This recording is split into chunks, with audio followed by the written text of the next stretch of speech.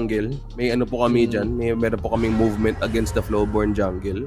Pero buti na lang nandito tayo sa marksman na choices. Let's see how this goes kasi qualification for the for the playoffs. Huling pagkakataon. May aerial shot nung Heroes Gorge. Kung ako talaga tatanungin, dapat inano na yan, Jurassic Park Gorge na yan. Tama. Medyo hindi hindi complete yung XP, no. Oo, like kaming na mga normies, ang sayang-saya sa Jurassic Park. Napaka-realistic. Napaka-realistic eh. Ay, oo, hindi yung hindi bitin. Feeling ko ako si Chris Pratt, pre. Ako si Chris Pratt. Alam mo yung pag pumapalo ako ng Overlord o kaya Tyrant, napapahinto talaga ako. Sabi ko, grabe naman yung detalye nitong T-Rex saka Spinosaurus.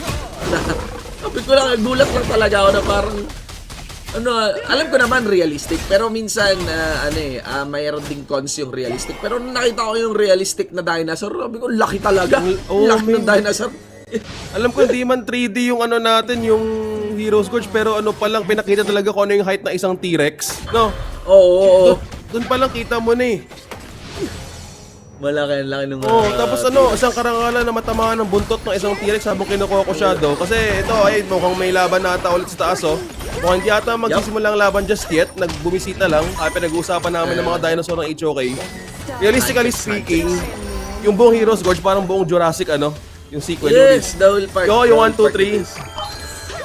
Kulang na lang yung mga AS. Nakuha ko na yung Scarlett Johansson's consort. Pero trial card pa lang. Trial pa lang. Gamitin mamaya eh. Feeling ko may broadcast lang eh.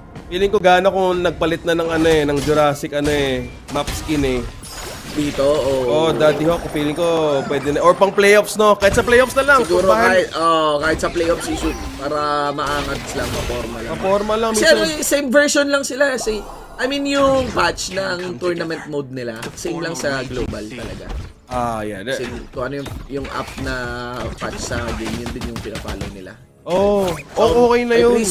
May prison sprite din to, yung mga items, yung mana, reduce, karamihan. Ito yung fresh off the platform bounce. Ito yung patch na yun. Pero ewan ko lang, minsan nakakalito lang yung knock-up ng Overlord laban sa isang T-Rex. 3-3v1, naghahabulan. Hindi mo kita kaagad, no? Hindi kita, men. Yun lang yung ata yung yung cons. Yung yellow. Yung yellow na bilog. Yung yellow na bilog, di lang kita talaga na nakap ka ng T-Rex. So, yes. Depende. Kung I think yun yung pinag-screaman nila eh. Ewan ko lang, I'm not sure, pero gusto ko lang sabihin, kaya magiging local count to. Even ito, kahit may Embracer na ganyan. Late game scaling talaga lahat. With the exception of the Mai Shiranoy. Kasi tingnan mo yan, Agudo. Late game yan, magsisige talaga yan. In the early game din naman pagdating sa push. Pero kahit late game, mas gugustuhin niya yan. Definitely yung hero ni JR late game din yan. Arlie is late game as well. Alongside with the Hino.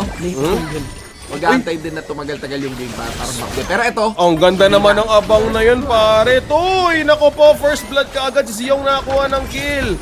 Walang nakaramdam. May nagtago pala dun sa bush. Nako po, may lamok pala. Hindi tinignan. Ang ganda. Ang ganda nung nung acting. Ang ganda nung acting ni JR na nagpanggap talagang walang tao. Matras-atras pa kunyari si JR no? Ang galing, min. Kung ako pipili ako ng mga ganong eksena, medyo JR. Ano ka na? Road to slowly best supporting role.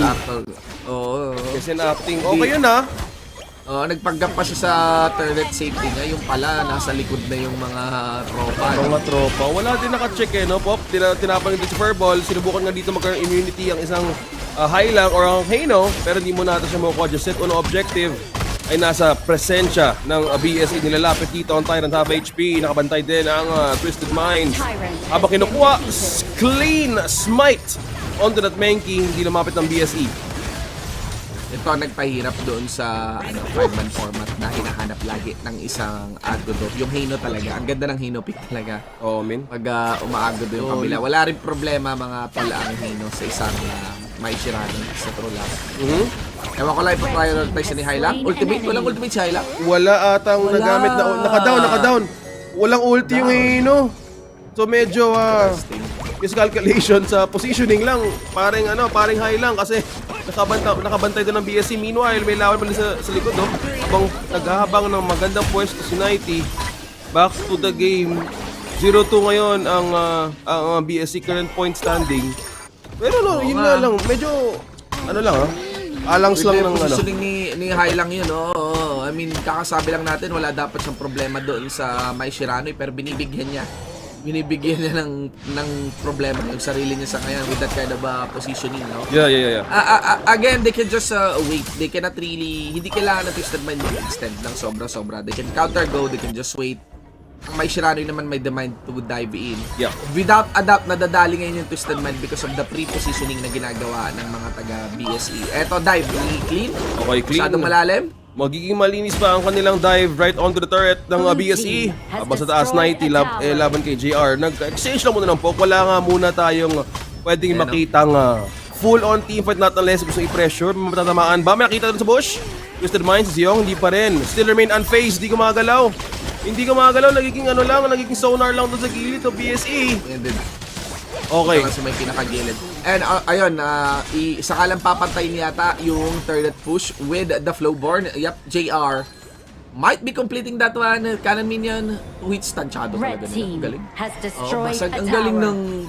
Grabe yung estima ng mga pro players, no? Like, iiwan na lang yung minions at alam nilang basag na yon. Down to the final hit of the artillery minion. Kanina akala ko parang pinamigil lang ng BSE as a freebie yung bottom lane turret. Pero may push naman palang nangyayari doon sa top lane turret. So, hindi pa sila nagko-convert. This is still anybody's game. Pantay na pantay po. I mean, hindi naman pantay na pantay. Pero magkalapit. Yes. As na-mention namin kanina, yung lineup ng dalawa ay late game talaga. Kailangan talaga ng item, kailangan ng kill. Respeto ata ulit ang BSC na nilalapit sa Overlord. At feeling ko hanggang ngayon, pinapractice ko pa rin yung mga ganong calculated yung minion na kaya nang tapusin ng Torre. Kasi it takes it takes a lot of experience. The intuition to actually let the minions flow na kaya basagin yung Torre. Basagin yung Torre. Alam ko naman na yung Torre, sobrang nanliliit yung damage niyan pagdating doon sa minions. Pero yung yung estima lang ng damage, no? Papalitan lang between the two. But we're still in a phase of the game na napaka-conclusive pa rin. Kung ano yung itsura ng game, the first second, we spawn into the Hero's Gorge. Ganun pa rin po. Hindi siya, kahit may 2-0 guys yung BSE, hindi pa rin siya conclusive. Kasi yung dynamic nung dalawang teams, pantay na pantay. They would want prolonged, ano ang disenyo ng dalawang teams na to? Prolonged 5v5 fights, no? With BSE having more setups nga lang. Bakit? Because of the Mai Shiranoy and also of the Dharma. Yun lang talaga yung pinakalamang nila dito. Pwedeng gulatin talaga din si Shank, no? Kaso if ever mang force man sila, madami ding takas yung Twisted Minds in a way. Oo nga, no? Sobrang lapit ng I think yung gold ay nag-freeze as of the moment. Maganda rin yung oras. Wala ba nabibilang tayo ng mga pagkakataon nilang sa pagbawi ng scaling. I think it's just... pa rin, no? Oh, pantay. Grabe yung frozen in time, idol. Pantay. Tapos pati yung push attempt, pantay din. Yeah. Ang magiging trade would be Tyrant, tapos inner turret. Hindi nila ibabasagin yung inner turret doon sa baba. They want to cut this position. Right now, eto, possible team fight. Pero hindi sila dumiretso. Gusto nila ipa-face check yung Twisted Minds. Alam naman na Twisted Minds to. Magaling talaga umacting tong BSE, pero mukhang mahuhuli ata din sila dito sa kanilang gustong gawin laban sa Twisted Minds. Pero iba yung ginagawa talaga nilang tactic, no? Playing around what you really felt na may tao ba doon or what. Kaya na pa nila ginagawa to. And I think BSE's personality since then, ito yung pinapa-react nila muna rather than doing the initiating factor first kahit na merong Dharma, no? Yapi. Okay, now, we are curious, no? Ano talaga magiging itsura ng full-blown fight nila? Bakit na naman hindi pa rin talaga mag-engage itong dalawa? It's because malaki-laki pa yung mapa, no? May mga side lane turrets pa to be taken in. Yep. Dito, sorpresa.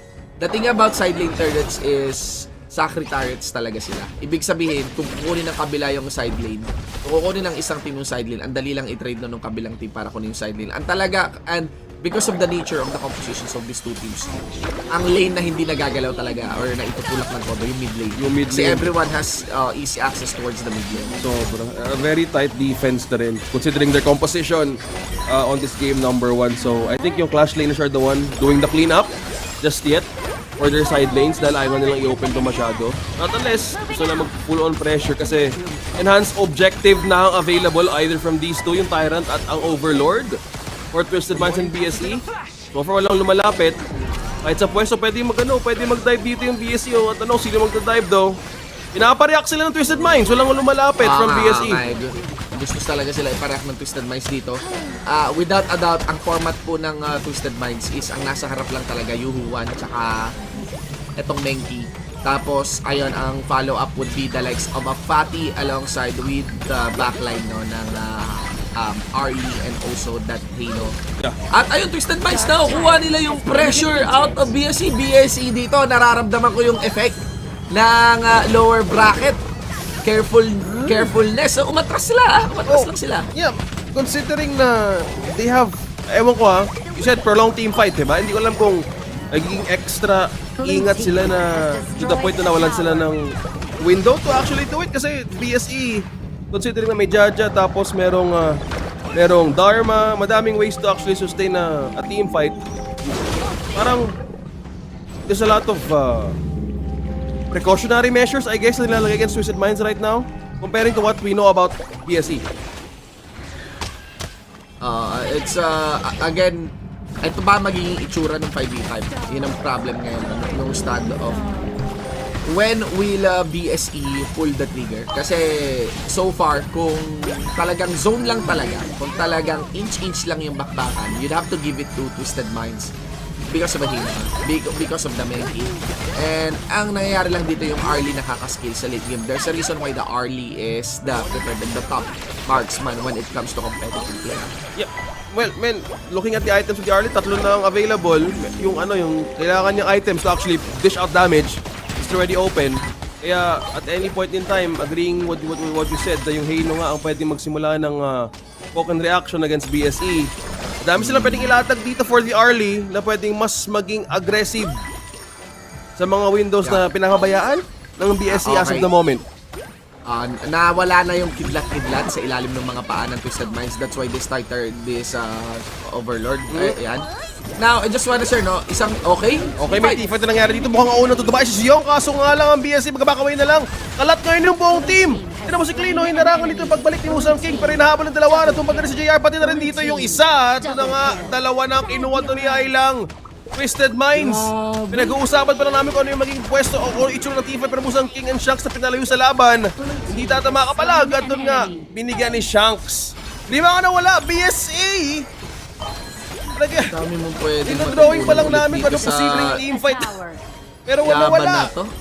Yeah, nakuha ni Clean nakuha ni Nighty yung angle para mag-hard dive talaga. Tapos pinahalo upan na lang nila Clean. And there's enough sustain then coming in from City Boy right there. Ang daming pinagpapala, ang daming pinagsisiserad ni Fatty.